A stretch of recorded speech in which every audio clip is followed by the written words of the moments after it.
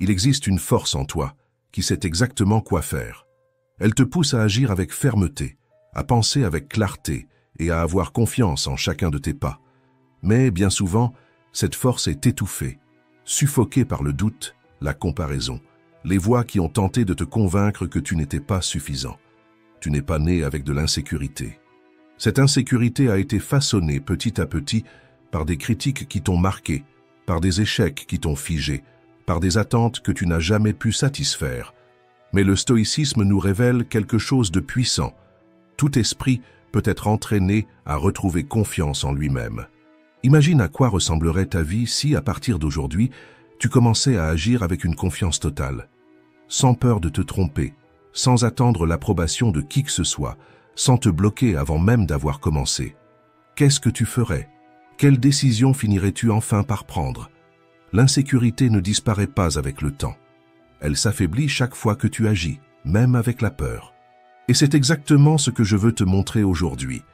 10 pratiques stoïciennes, simples mais profondément transformatrices, pour dissoudre l'insécurité, retrouver ta clarté mentale et reconstruire la force qui existe en toi, même si tu l'as oubliée.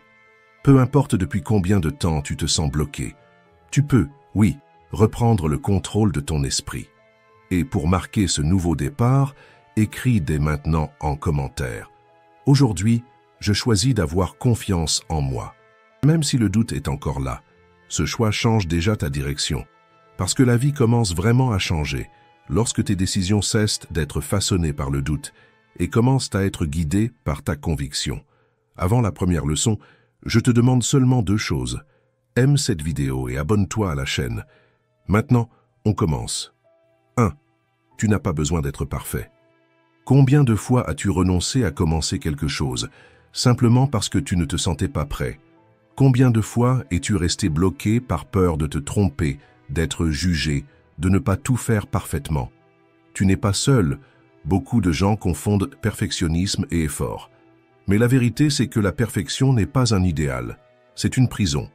Un piège subtil qui porte le masque de l'exigence, mais qui, à l'intérieur, n'est que peur. Épictète ne demandait pas à ses élèves s'ils avaient tout fait correctement. Il demandait « As-tu progressé ?» Parce que le progrès te fait avancer, tandis que la perfection te fige. Le perfectionnisme n'est pas une force, c'est une insécurité déguisée. C'est la peur de ne pas être assez bon, maquillé en discipline. Tu veux tellement bien faire que tu oublies d'agir, tu attends tant le moment idéal que tu laisses la vie passer sans y participer. Et plus tu essaies de paraître parfait, plus tu te déconnectes de qui tu es. Parce que personne n'est parfait, seul Dieu l'est. Tu es humain, et l'humain apprend, se trompe, recommence, évolue. La perfection exige une image sans défaut, alors que le progrès demande du courage pour recommencer. As-tu déjà remarqué comme le perfectionnisme te vole ton énergie? Tu commences une tâche simple, mais tu y passes 2 fois plus de temps, tu repousses un projet important parce qu'il n'est pas encore assez bien. Tu refuses de montrer ton travail parce que ça peut encore s'améliorer. Et ainsi le monde ne voit jamais ce que tu as de meilleur, parce que tu ne le montres jamais. Marc Aurèle disait « N'attends pas la République de Platon. Contente-toi du moindre progrès et ne considère pas ce résultat comme insignifiant. Ce qui te transforme, ce n'est pas ce qui est parfait, c'est ce qui est fait. C'est ce que tu as eu le courage de mettre au monde, même en tremblant. Et plus encore, quand tu exiges la perfection de toi-même, tu commences à l'exiger aussi des autres. Et là, tout te déçoit. Tu vis à réclamer, à te frustrer, à te comparer, et tu oublies que la vie est faite de processus, pas de performance. Alors aujourd'hui, arrête-toi, respire, et pose-toi cette question avec honnêteté. Est-ce que je cherche à grandir, ou est-ce que j'essaie de paraître irréprochable? Parce que si ce n'est qu'une question d'apparence, tu resteras figé. Mais si c'est une vraie quête de progrès, alors même en trébuchant, tu avances. Et cela, c'est déjà une victoire. La pratique d'aujourd'hui est simple mais puissante. Libère-toi de l'idéal impossible. Fais ce que tu peux, avec ce que tu as, puis améliore. C'est ça le chemin de l'évolution réelle et de l'estime de soi qui grandit à partir de l'action, pas de l'illusion. Si cette leçon a résonné en toi, écris dans les commentaires « Aujourd'hui, je choisis le progrès, pas la perfection. » Parce qu'à chaque fois que tu agis, même avec la peur, tu envoies un message à ton esprit.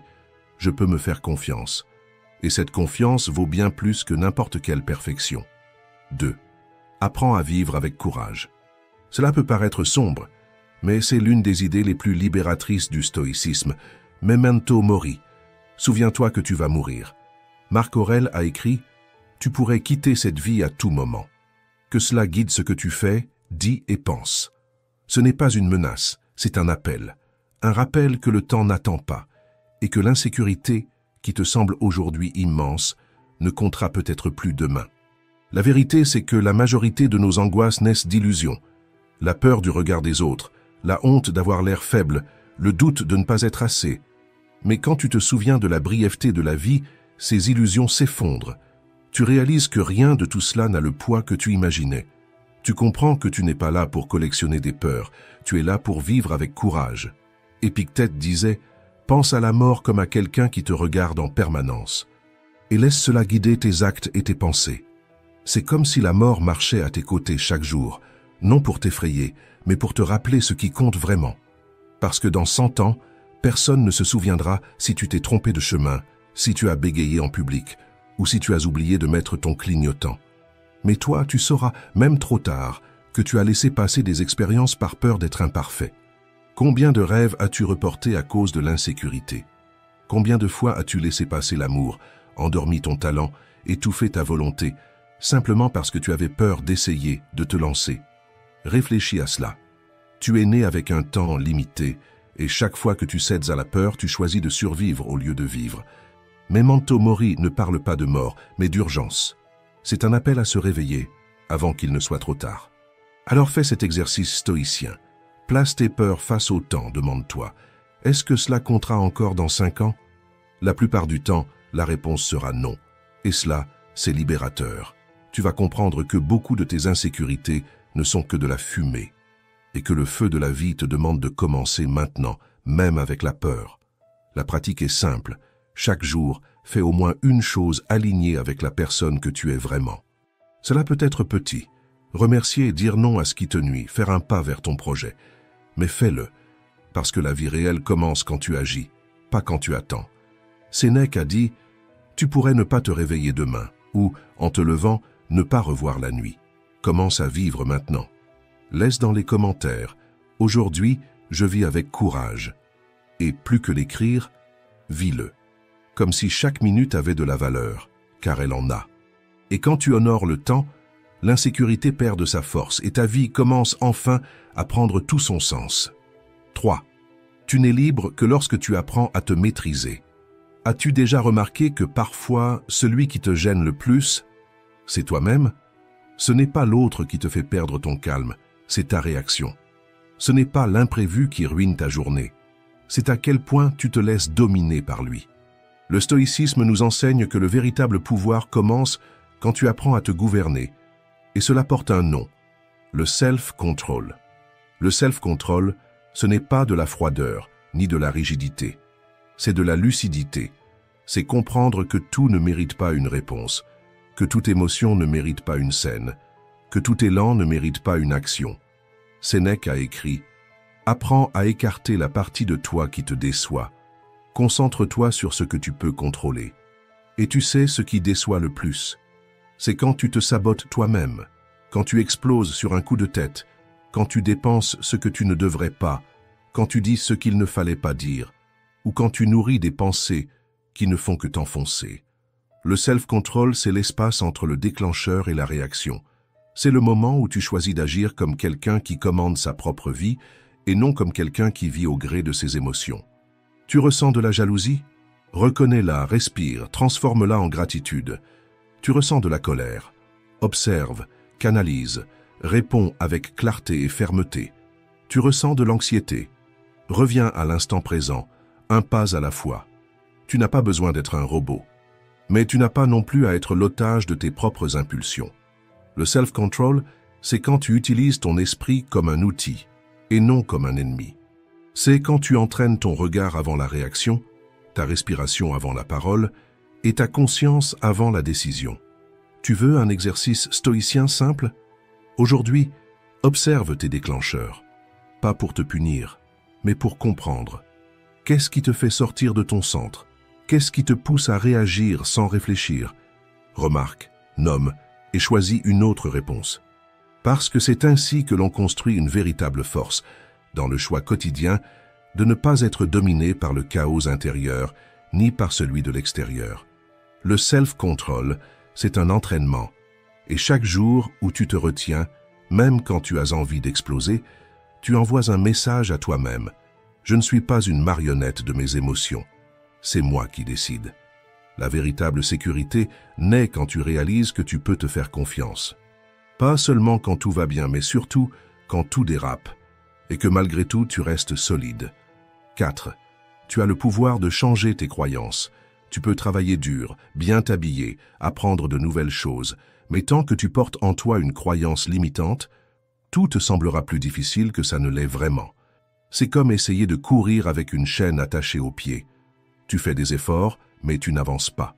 Peut-être que quelqu'un t'a déjà dit que tu étais lent, paresseux, faible, incapable.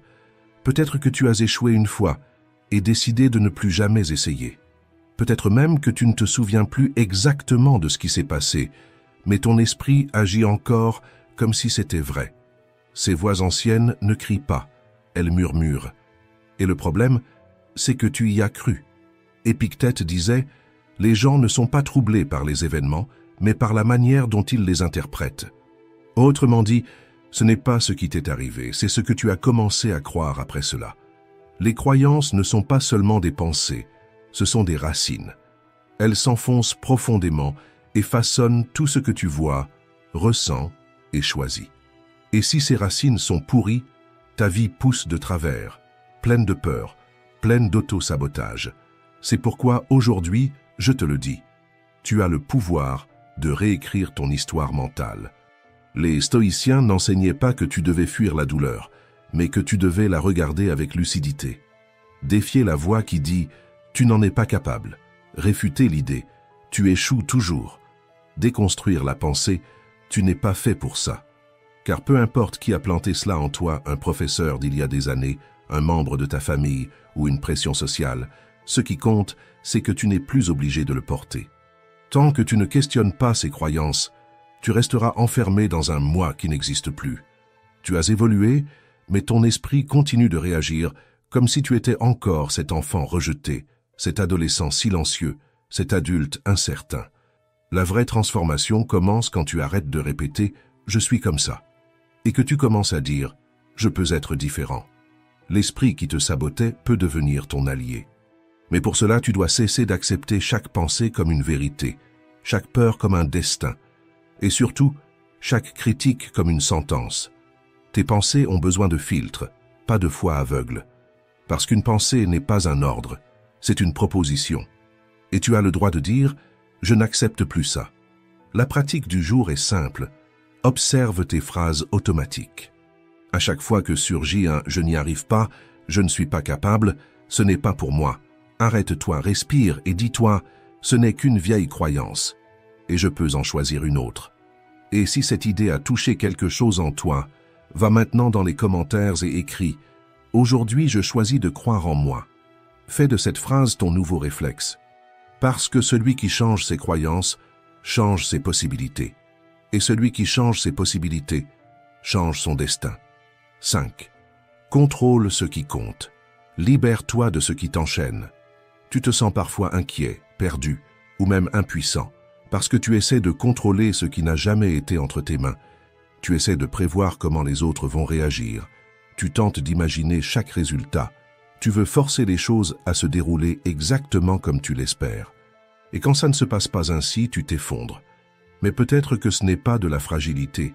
Peut-être que c'est simplement un manque de clarté sur une chose essentielle. Où s'arrête ton pouvoir et où commence celui du monde? Épictète répétait cela à ses élèves chaque jour. Certaines choses dépendent de nous, d'autres non. C'est le fondement de la dichotomie du contrôle. Une idée simple, mais profondément libératrice. Tu ne contrôles pas l'opinion des autres, tu ne contrôles pas les résultats, tu ne contrôles pas la vie.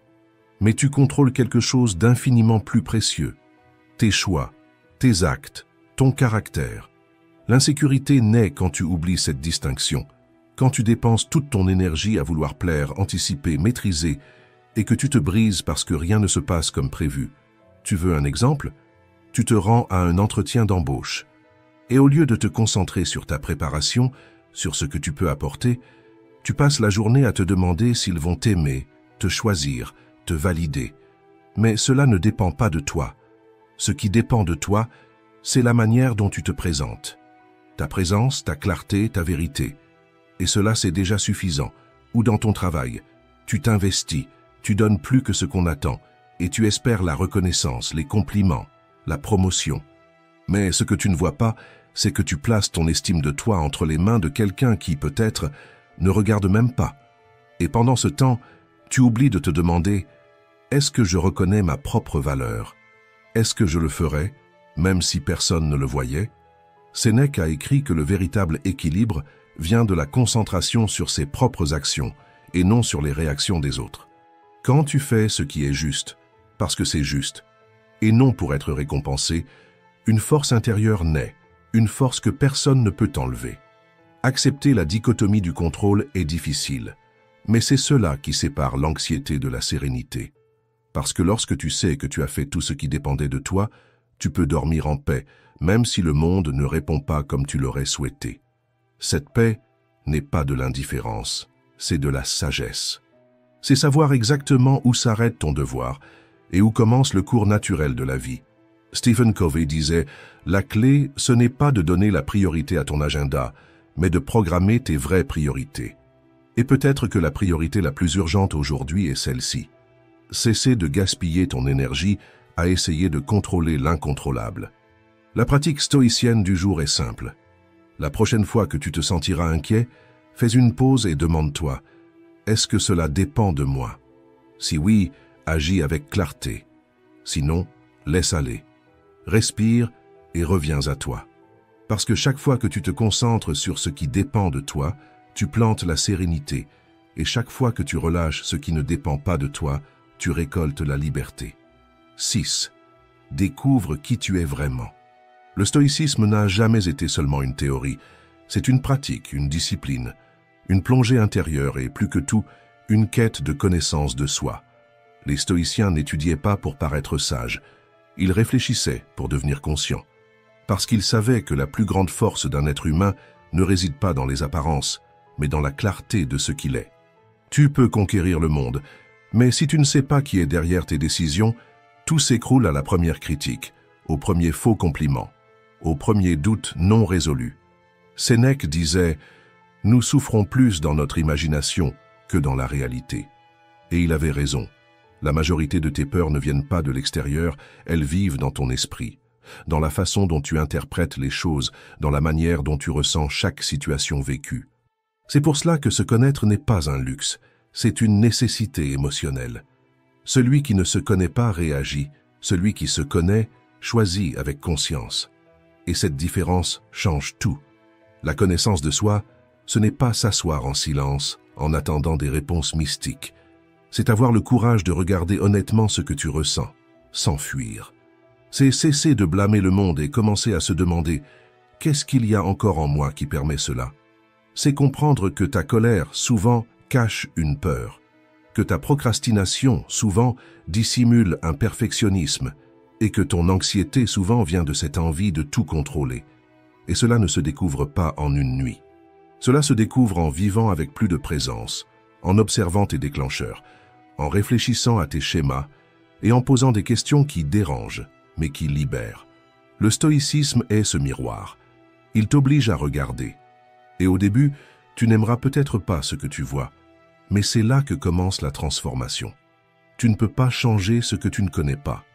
Mais quand tu commences à comprendre ce qui te motive, ce qui te bloque, ce qui te fait exploser ou fuir, tu prends du pouvoir, le pouvoir d'agir avec intention, de répondre avec équilibre, de t'affirmer avec fermeté, non par impulsion, mais par conscience. Alors, arrête de chercher des réponses à l'extérieur, commence à faire silence à l'intérieur. Observe ce qui te blesse, ce qui t'apaise, ce qui te pousse à cacher qui tu es. À chaque découverte, tu te renforces. À chaque vérité acceptée, tu te libères. Si cette leçon a touché quelque chose en toi, écris dans les commentaires. Aujourd'hui, je choisis de me connaître avec courage. Parce que plus tu te connais, moins tu as besoin de faire semblant. Et plus il y a de vérité en toi, moins le monde te déstabilise. 7. Change par choix, pas par survie. Le changement ne demande pas la permission, il entre, bouleverse tout, défait les certitudes, brise les routines et parfois il brise le cœur.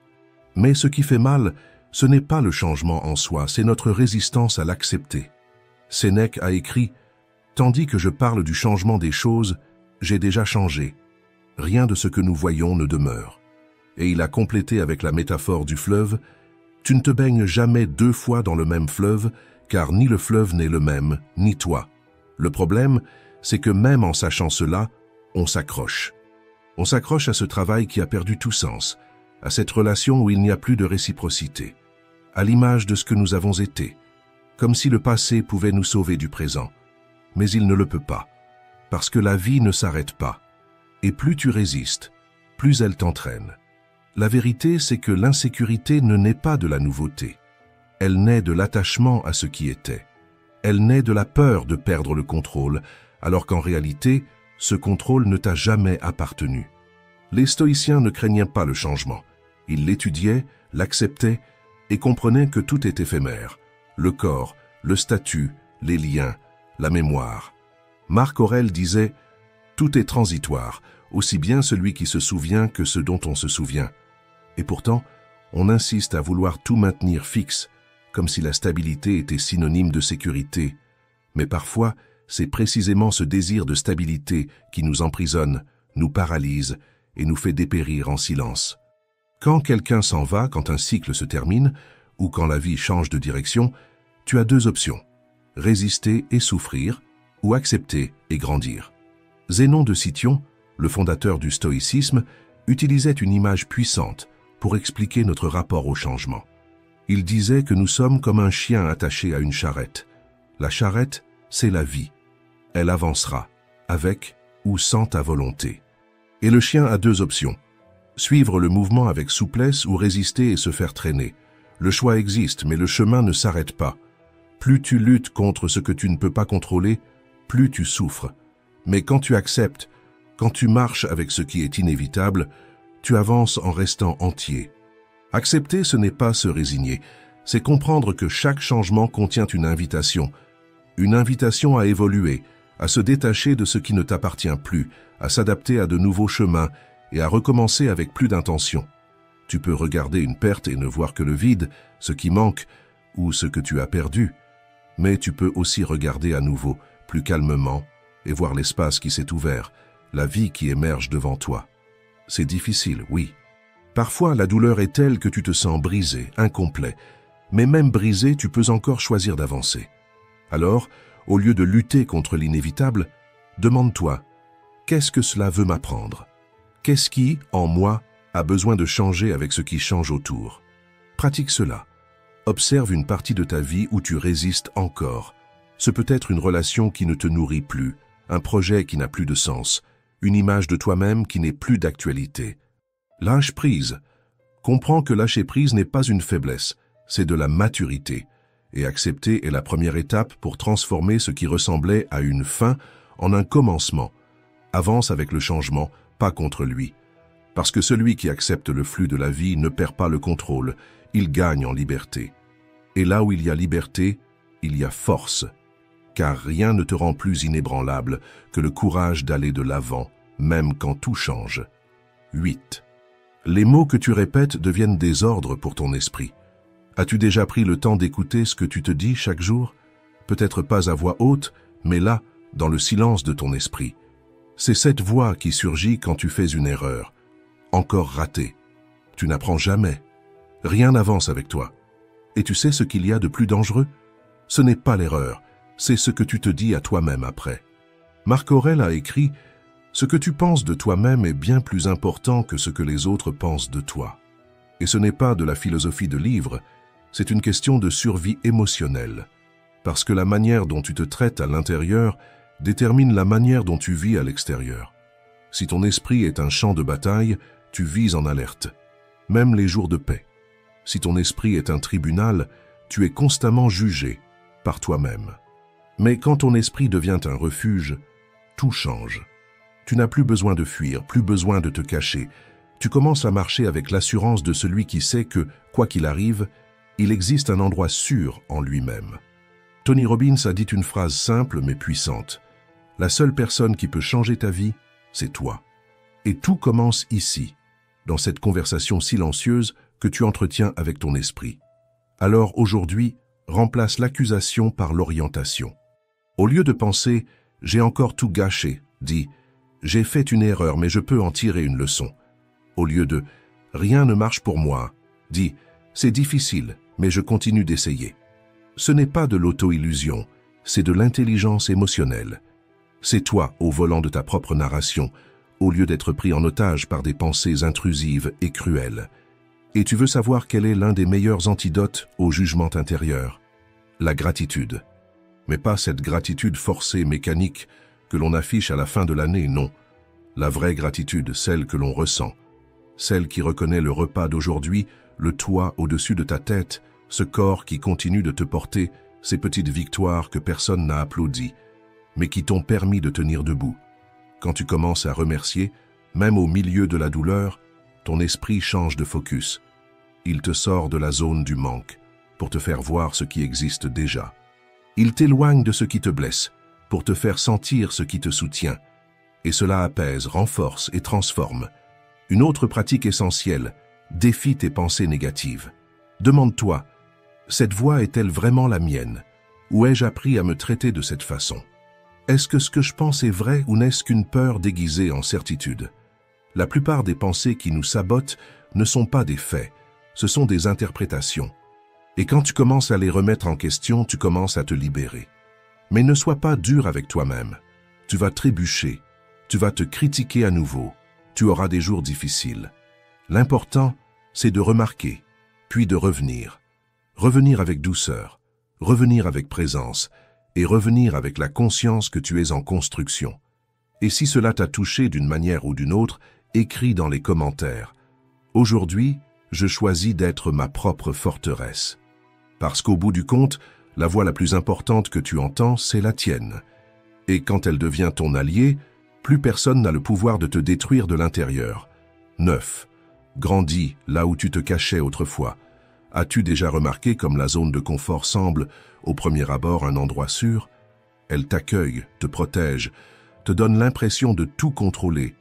Mais avec le temps, cet abri commence à devenir étroit. Et ce qui semblait être du confort devient une limitation. Le stoïcisme nous enseigne que la croissance se produit en dehors du prévisible.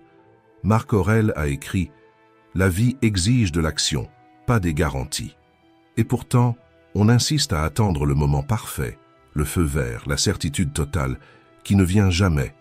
La vérité, c'est que la zone de confort n'est pas faite de paix, elle est faite de répétitions, et les répétitions mènent à la stagnation. Tu te lèves, tu travailles, tu réponds, tu survis, mais ton âme ne bouge plus. Tu veux changer, mais tu ne veux pas prendre de risques. Tu veux devenir plus fort, mais tu ne veux pas ressentir d'inconfort. Tu veux vaincre ton insécurité, mais tu refuses de quitter ce que tu connais déjà. Épictète disait que l'habitude est un tyran déguisé en routine. Et toute habitude qui te protège trop te limite aussi. Élargir ta zone de confort, ce n'est pas faire n'importe quoi, c'est faire autrement. C'est dire ce que tu as toujours retenu, essayer ce que tu as toujours repoussé, te positionner là où ton ancienne version n'aurait jamais osé se trouver. La neuroscience appelle cela la plasticité.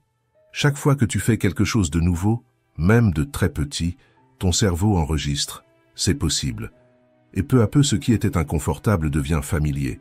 Ce qui était impensable devient une habitude. Et ce qui était peur devient fondation. Tu veux savoir comment vaincre l'insécurité? Ce n'est pas en te cachant, c'est en te testant. C'est sortir avec la peur et revenir avec une nouvelle histoire. C'est échouer, apprendre, recommencer avec plus de force. C'est faire ça aujourd'hui, demain et après-demain, jusqu'à ce que le nouveau ne te fasse plus peur, mais t'élargisse. La pratique d'aujourd'hui est simple. Choisis une chose petite, mais en dehors de ta zone. Parle à quelqu'un, donne ton avis, partage une idée, ou change simplement un itinéraire. Ce n'est pas obligé d'être parfait, ça doit juste être différent. Chaque petit pas, hors de ta zone, est un grand pas vers ta confiance en toi. 10. Fais le premier pas vers la vie qui t'appartient. Il arrive un moment où tu dois cesser d'attendre la validation et commencer à te construire de l'intérieur.